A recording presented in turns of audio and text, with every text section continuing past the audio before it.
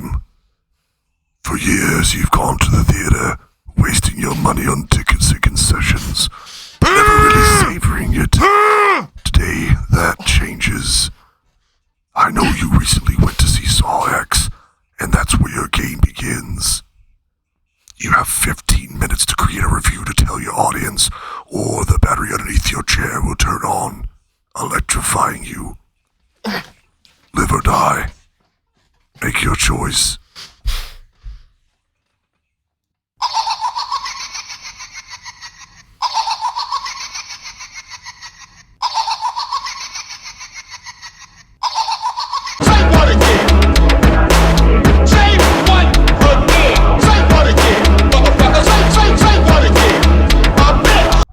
What's going on, Toller team? And hey, welcome back to the channel.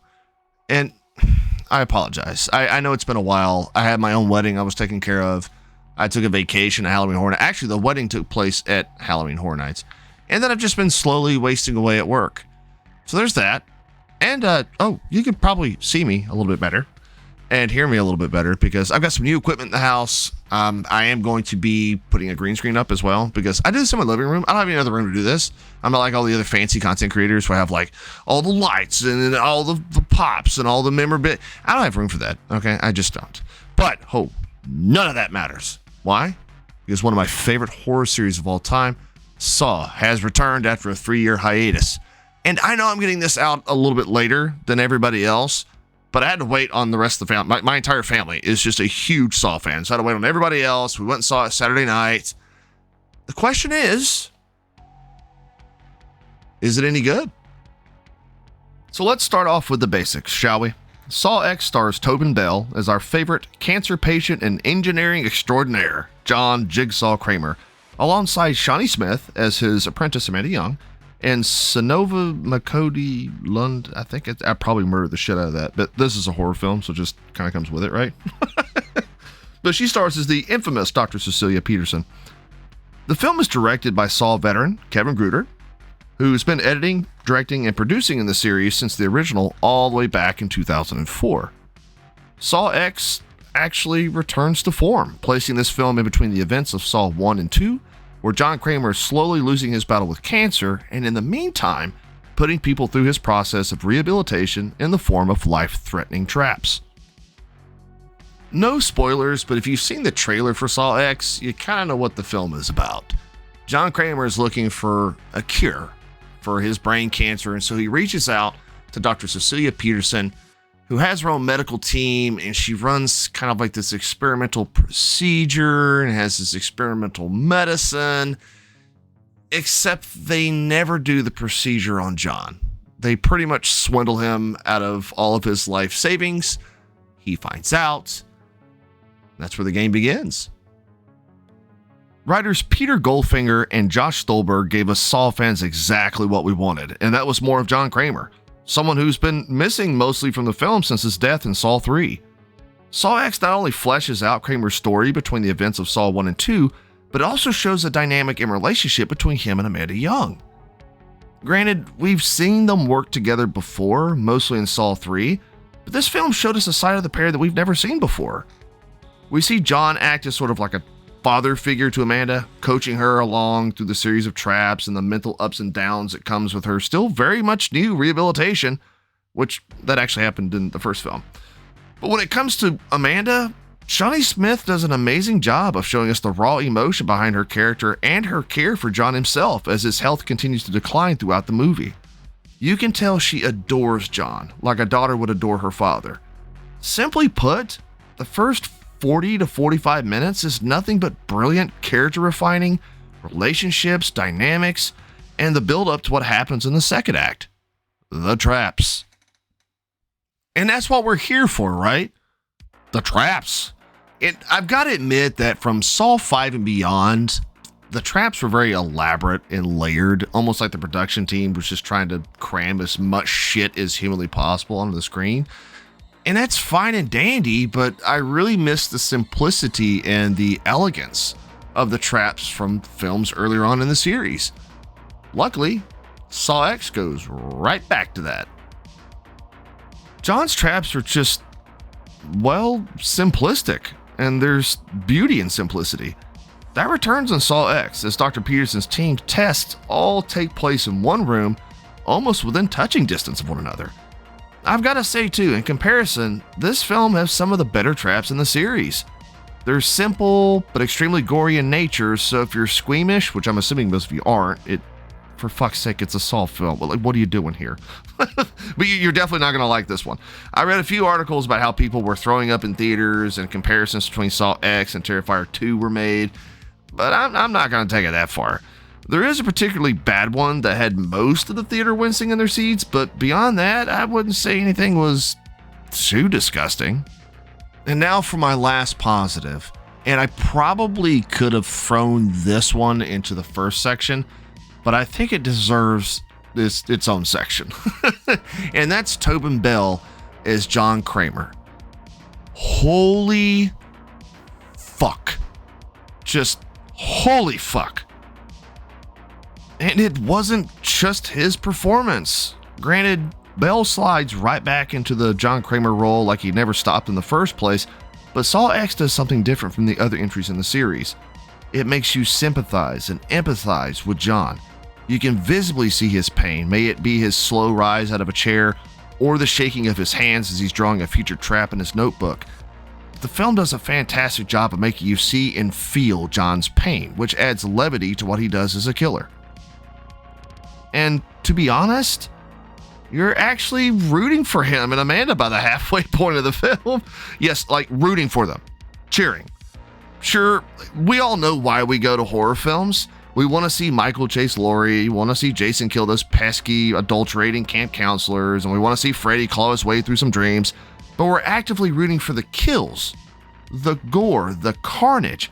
But in Saw X, you're actually rooting for John and Amanda, because the writers did such a fantastic job of angling them as the protagonists instead of the antagonizing force of most horror icons.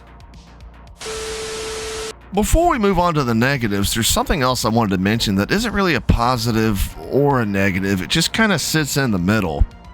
It's the twist. The Saw series is known for its really nutty fucking twist at the end of every film, but this time around, it just wasn't that great. I understand this takes place between 1 and 2, and most of the twists have had to do with revealing, other apprentices or followers. And I get they can't reveal one of those because it'll screw with the continuity, but the twist in Saw X just, you could see it from a mile away, and I didn't really like it.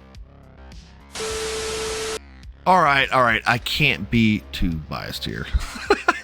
It's very obvious that I'm a massive Saw fan, and I've got quite a few positives, but there is one big-ass glaring thing in this film that pisses me the fuck off, and that's the bullshit factor. What's the bullshit factor, you ask? Have you ever been watching something, real life, movie, cartoon, video game, and it's just something that's so over the top and stupid, you're just like, that's bullshit. There's no way, that's bullshit. That's what I'm talking about. And when it comes down to the bullshit factor with Saw, I'm gonna start with the traps. Wait. We're back on traps again? But Toller Talks, you praised them earlier. Yeah, okay, I did. I think they were designed brilliantly, but some of them were just complete bullshit in their application. There were two in particular that there's no way in shit the players wouldn't have gone into shock. Like blood loss, actively seeing parts of your body just laying around, or for fuck's sake, there's even one where there's a head injury that 100%, without a shadow of a doubt, would have forced the player's body to go into complete state of shock and shutdown. There's no way in fuck they're completing that trap. But, I get it. It's a Saw film, but the writers did such a damn good job of trying to ground things as much as they could, and to draw that emotional reaction out of the viewers. It just seemed really out of place to make things borderline comical with how the traps played out. Speaking of comical, what in the Willy Wonka fuck was going on with Amanda's hair? Like, the wig that they put on her was absolutely ridiculous. And, I get it. They have to de-age Shawnee Smith and Tobin Bell about 20 years. And with Tobin, it works out because, he's a cancer patient. So he's going to be beat down and worn 20 years ago. He's going to be beat down and worn now. So it kind of works. But with Shawnee Smith, they put like this weird groundhog fucking thing on her head. And every time she is on screen, it looks absolutely ridiculous. Back to the bullshit factor. I've already said the writers do a great job of making us root for John and Amanda against Dr. Peterson's team, but there's one person that's just, holy fuck, they're so over the top evil that it's extremely funny.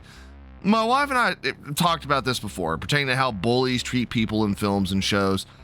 You know, yeah, they're bullies, but if you ever ran into a bully, they don't do crazy shit like dump a milkshake on you in the middle of a crowded skating rink with adults everywhere and the DJ's acting you on.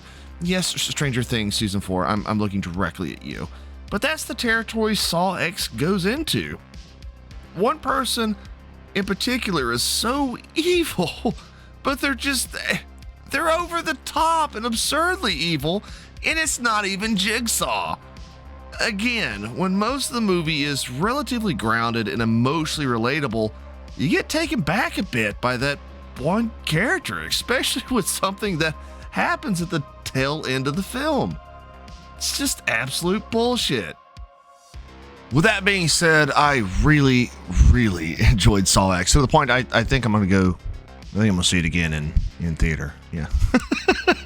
I mean, just having a Jigsaw-centric film where he is front and center and everything is about him instead of, playing a side character in his own series is exactly what Saw needed to bring it back around full circle, and I absolutely loved it. So go out, go to the theater, because Saw is back for Halloween. Talk to y'all later. Hey, whoa, before you go anywhere, if you liked what you saw, heard, or if you think I have the best Hawaiian button-downs on YouTube, do me a quick favor. Throw me a like. Maybe sub. Share it at your local college party. I'd really appreciate it. And this would be the point where I would like try to say, hey, check out this review over here, or hey, check out this thing. I'm not there yet. I'm trying to get there, but I'm not there yet. But anyway, thank you for watching, and I'll talk to y'all later.